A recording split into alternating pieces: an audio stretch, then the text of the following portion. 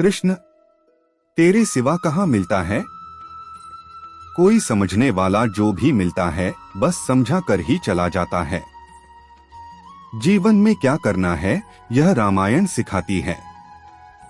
जीवन में क्या नहीं करना है यह महाभारत सिखाती है, और जीवन को कैसे जीना है यह भगवत गीता सिखाती है।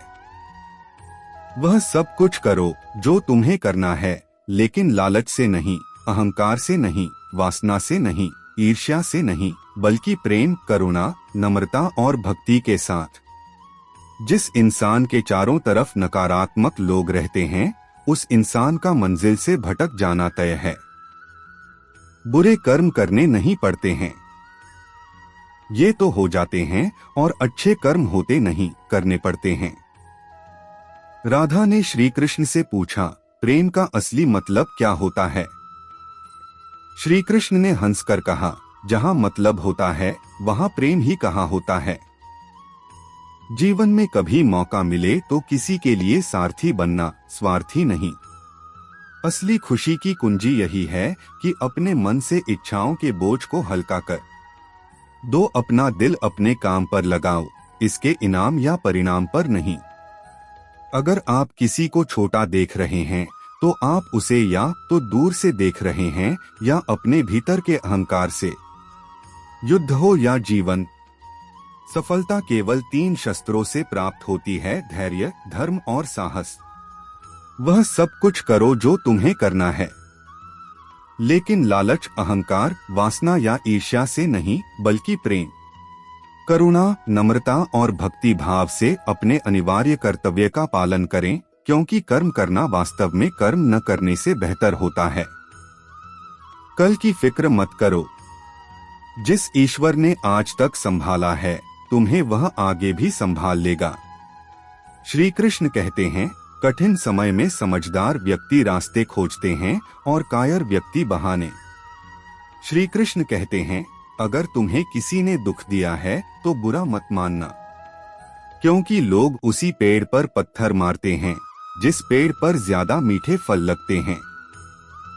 अहंकार तब उत्पन्न होता है जब हम भूल जाते हैं कि प्रशंसा हमारी नहीं, हमारे गुणों की जा रही है। जो मन को नियंत्रित करते हैं, मन उन्हें नियंत्रित करता है और उनके लिए वह शत्रु के समान कार्य करता है। एक समय की बात है, एक बार एक अध्यापक एक अमीर परिवार के शिष्य के साथ कहीं जा रहे थे, तो उनके उस शिष्य को कुछ मजाक करने का मन आया, क्योंकि उसको रास्ते में किसी गरीब मजदूर के फटे पुराने जूते दिखाई दिए। उसने अपने अध्यापक से कहा कि गुरुजी, क्यों न अगर हम इन जूतों को छुपा दे तो कितना मजा आएगा। इसके परिणाम को देखकर देखते हैं कि मजदूर पर इसका क्या प्रभाव होता है। अब उसे तो मजाक सूझ रहा था, लेकिन गुरुजी ने कहा, नहीं, गरीब इंसान के साथ इस तरह का भद्दा मजाक करना उचित नहीं है। गुरुजी ने कहा, क्यों न हम इन जूतों में कुछ सिक्के डाल दें और देखें कि इसका उस गरीब मजदूर पर क्या प्रभाव पड़ता है। और उन दोनों ने ऐसा ही किया। जैसे ही मजदूर अपना काम करके लौटा, उसने अपना एक पैर अपने एक जूते में डाला तो उसे कुछ कठोर सा महसूस हुआ। उसने अंदर हाथ डाला तो उसे कुछ सिक्के दिखाई दिए और उसे आश्चर्य हुआ और आसपास देखने लगा, लेकिन कोई भी उसे नहीं दिखाई दिया।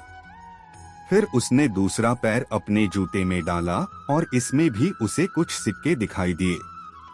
अब दोनों जूतों के सिक्कों को उसने अपने हाथ में रखा और कहने लगा, हे ईश्वर, पता नहीं किस भले मनुष्य ने इन सिक्कों को मेरे जूतों में डालकर चला गया है, लेकिन जो भी है उसको मेरे दिल से दुआ है कि उसका सदैव भला हो। उसने बहुत ही नेक कर्म किया है, ताकि इन पैसों से मैं अपने बच्चों और पत्नी के लिए कुछ खाना और दवाइयाँ ला सकूं। और इतना बोलकर वह चला गया। इस बात को शिष्य और गुरुजी दोनों ध्यान से सुन रहे थे। अब गुरुजी ने शिष्य से पूछा, अब तुम मुझे बताओ कि तुम्हें कैसा महसूस हुआ, तुम्हारी पहले वाली मजाक या मेरा यह तरीका? तो उसने कहा, गुरुजी, मुझे क्षमा कर दीजिए। अब मुझे समझ आ गया कि सच्ची खुशी किस चीज में है।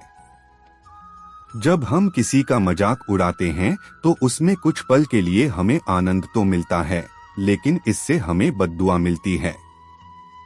लेकिन वही अगर हम किसी मनुष्य की मुश्किल परिस्थिति में मदद करते हैं और जिसकी भी हम मदद करते हैं उसे भी नहीं पता कि हमने उसकी मदद की है, लेकिन अंदर ही अंदर हमें पता है कि हमने उस इंसान की मदद की है, और यही सच्ची खुशी है।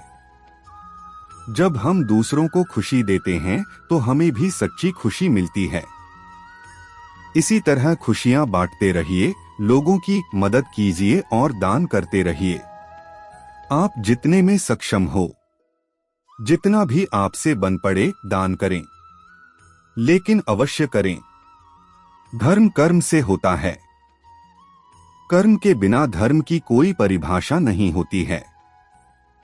हमारी आस्था की परीक्षा तब होती है जब हम जो चाहें वह हमें न मिले और फिर भी हमारे दिल से प्रभु के लिए शुक्रिया ही निकले। लोग अक्सर सच कहने से बचते हैं या डरते हैं, पर सत्य कभी छुप नहीं सकता और न ही कभी मिट सकता है। कितना भी छुपा लें पर सच तो उजागर हो ही जाएगा। अहंकार से इंसान की प्रतिष्ठा, वंश वैभव तीनों ही समाप्त हो जाते हैं। आत्मा अमर है, इसलिए मरने की चिंता कभी मत करो। आत्मा का अंतिम लक्ष्य परमात्मा से मिलन होता है। सत्य कभी भी नष्ट नहीं हो सकता। मौन सबसे अच्छा उत्तर है ऐसे व्यक्ति के लिए जो आपके शब्दों को महत्व नहीं देता। नर्क जाने के 3 द्वार हैं, क्रोध, लोभ और काम। समय कभी किसी के लिए नहीं रुकता। व्यक्ति जो चाहे वह बन सकता है यदि वह विश्वास के साथ अपने वांछित वस्तु पर लगातार चिंतन करता रहे।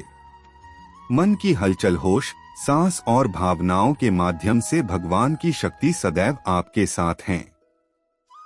शांत रहने से सभी दुखों का अंत हो जाता है और शांत मन मनुष्य की बुद्धि को शीघ्र ही स्थिर करने में और परमात्मा से मिलन करने में सहायता करता है।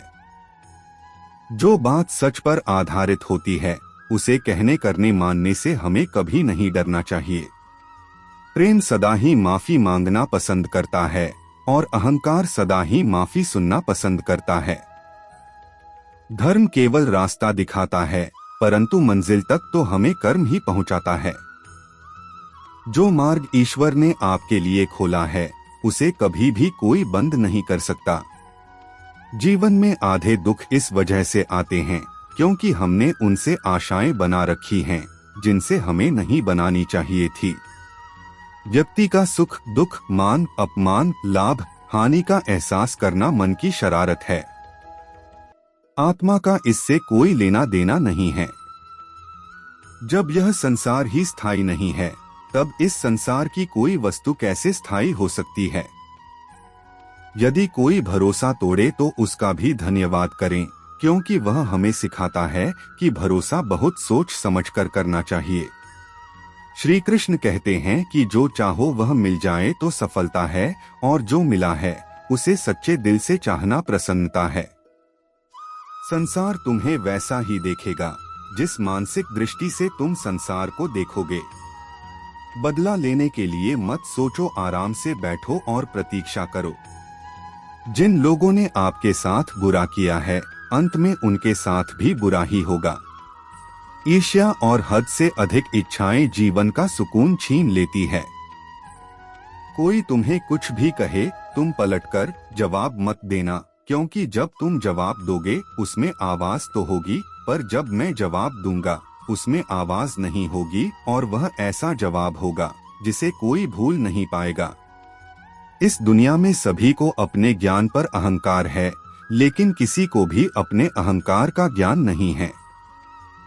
एक भक्त से किसी ने पूछा, जब भगवान के भजन सुनने को बैठते हैं तो जल्दी नींद क्यों आती है, और जब कोई महफिल की दुनिया या संगीत का कार्यक्रम हो तब सारी रात नींद नहीं आती, ऐसा क्यों? भक्त ने बड़ा ही खूबसूरत जवाब दिया, नींद हमेशा फूलों की सेज पर आती है, कांटों के बिस्तर पर नहीं। इस दुनिया में सभी को अपने ज्ञान पर अहंकार है, लेकिन किसी को भी अपने अहंकार का ज्ञान नहीं है। जिस व्यक्ति की आप कदर नहीं करते, उसके साथ खड़े रहने से अच्छा है कि आप अकेले रहें। दुनिया में सबसे भाग्यवान वही है जिसके पास भोजन के साथ भूख है, बिस्तर के साथ नींद है और धन के साथ धर्म है।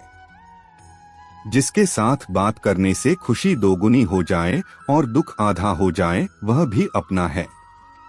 सुख और दुख अपने नसीब से मिलता है। अमीरी गरीबी से कोई लेना देना नहीं। रोने वाले महफिलों में भी रोते हैं और खुशी हो तो झोपड़ी में भी हंसी गूंजती है। जो जितना शांत होता है, वह उतना ही गहराई से अपनी बुद्धि का प्रयोग कर सकता है। वे मूर्ख थे जो तुम्हारा प्रेम समझ ही नहीं पाए, क्योंकि तुमने तो कई बार अपना हृदय तोड़ लिया। सिर्फ उन्हें प्रसन्न करने के लिए कर्म करने वाले पुरुष के लिए न तो यहाँ कोई अपर्याय चीज है और न कोई अपर्याय बात। नहीं मैं किसी के भाग्य का निर्माता हूँ और न ही कर्मों का फलदाता। इसका उत्तरदायित्व तो स्वयं आपका है। आप किसी व्यक्ति को वर्षों में इतना नहीं जान सकते जितना कि एक बार उसे क्रोध की स्थिति में देखकर जान सकते हैं। जहां दूसरों को समझना मुश्किल हो जाए, वहां खुद को समझ लेना ही बेहतर है।